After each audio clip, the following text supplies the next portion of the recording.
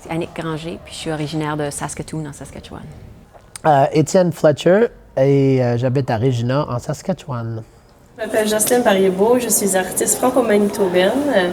Je suis née à Saint-Boniface. Je m'appelle Danny Boudreau, auteur, compositeur, interprète acadien. Moi, je suis originaire de Petit Rocher, au Nouveau-Brunswick, un petit village qui longe la baie des Chaleurs. Ça implique de vouloir faire les choses autrement, puis travailler avec les outils qu'on a, ce qui est le fun parce qu'on a beaucoup de choses à notre disposition, ce qui est vraiment un grand cadeau. Tu sais, moi, grandir en Saskatchewan, j'avais très jeune tout l'appui d'une petite communauté derrière moi, puis j'avais le conseil culturel, j'avais le Gala Francescois, il y avait des programmes pour m'aider. Je pense que, étant minoritaire, on comprend l'importance encore plus de conserver cette culture-là et cette langue-là. Puis moi, dans mon cas, moi j'ai failli perdre ma langue parce que chez nous, c'est pas évident, il faut vraiment faire le choix. Tu sais, j'ai passé maintenant quelques semaines à l'Est, puis je vois que pour vous, vous avez beaucoup de monde qui parle en français encore dans les magasins, un peu ici et là. Tu sais, on peut sortir prendre des verres puis parler français toute la soirée. Je trouve ça vraiment cool. Puis chez nous, c'est moins facile.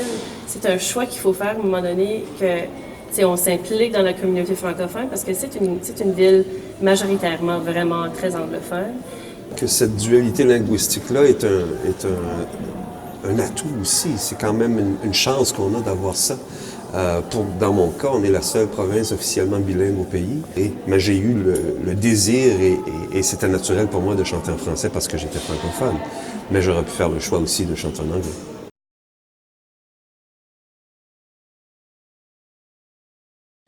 Gros point tournant dans ma vie, ça a été les rencontres d'Astafor en France.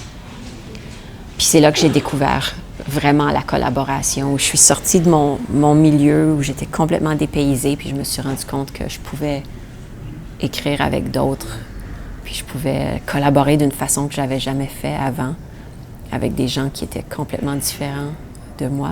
Puis mon band, moi j'ai 2 musiciens avec moi que j'aime amener le plus possible parce que c'est vraiment avec eux que je crée, puis c'est vraiment un travail collectif où j'aime beaucoup leur demander leur opinion ou voir ce qu'eux, ils peuvent suggérer. Ouais, pour ce projet-là, vraiment, on n'a pas... c'est vraiment nous deux, les 10 chansons. Tu sais, Oui.